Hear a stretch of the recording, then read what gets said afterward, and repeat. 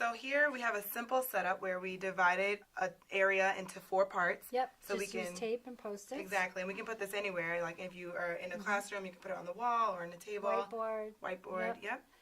So the point of this is to really get us to think a little bit more deeply about the synonyms wheel or the synonym list that I think people will already be familiar with, where there's a bunch of things that teachers are already doing in their classrooms. Right. And all of those things have at their foundation one of the thinking patterns: distinctions, systems, relationships, and perspectives. Mm-hmm. So we want to do this activity as a way to sort of better understand that list and understand which of those things we're already doing in the classroom is rooted in one of these 4 thinking patterns. Right. Sound like fun? Yeah. So what we're going to do is we're going to take a bunch of the terms from the synonyms wheel. I'm going to hand them to you, and I'll have a couple myself. Cool. And we're going to try to decide which one of these thinking skills is at the foundation of that thing. And we might be wrong on a couple. That's okay. But it'll be fun either way. Let's you ready to get started? Okay, so I'm going to hand you a couple of words from this pile. And let's see if you have any idea sort of where you want to go with them. So we have correlate. How do things correlate? So when we discuss, so we hear the word correlate, what is it exactly at the core that we're doing? Essentially, if we're relating things, we're making a relationship, a correlation. Yep. Viewpoint, definitely perspective at the core. Sort of easy. Right? Define. We define what something is. Yep. We also, especially for me in my understanding, I have to think about what it's not. Clearly, that's making a distinction. Yep. And then categories.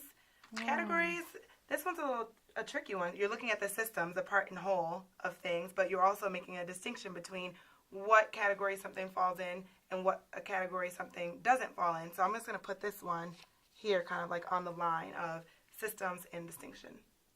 Interesting. Well, so let's talk about that a minute. All right. Categories, I think you're right. Mm-hmm. They are sort of right on this line, and categories are something we use all the time. Right. Where we break things down into part whole systems. So clearly, I think at its real core, it's a systems thing. Mm-hmm. But you're right. We're distinguishing between things when we're categorizing. Right. But here's the cool part. We're also using a perspective to make those things into part whole systems. So categories is a really cool example of sort of the interrelationship between all of these things. But I think we should leave it as S.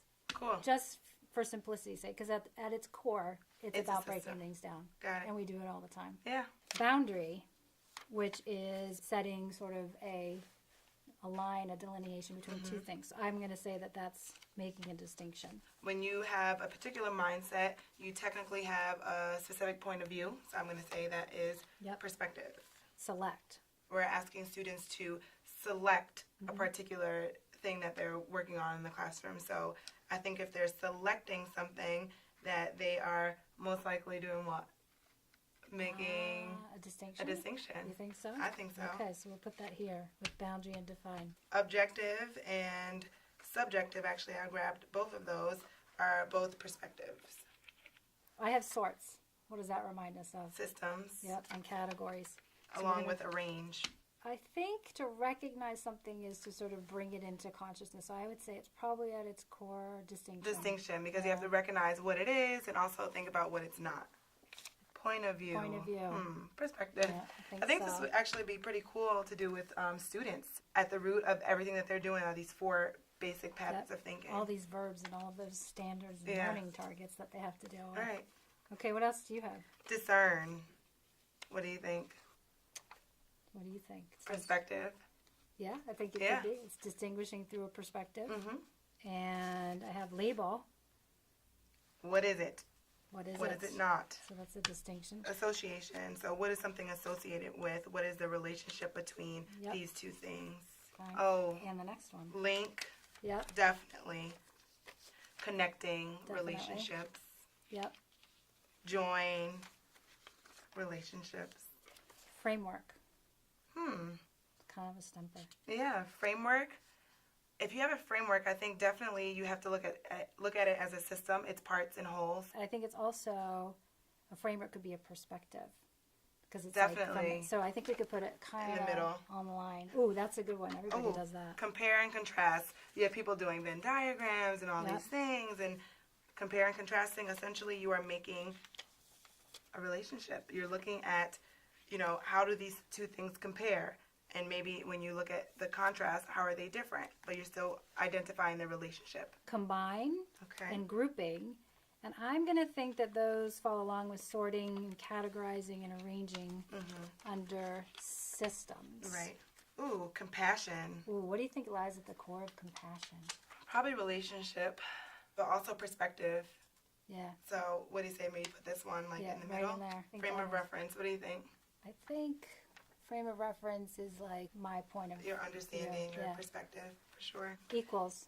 Equals. All right. Let's make that our last one. Let's see. Equals. I think don't know. equals What are you thinking? is a relationship. A relationship. It's also A a distinction. Yeah. It's also.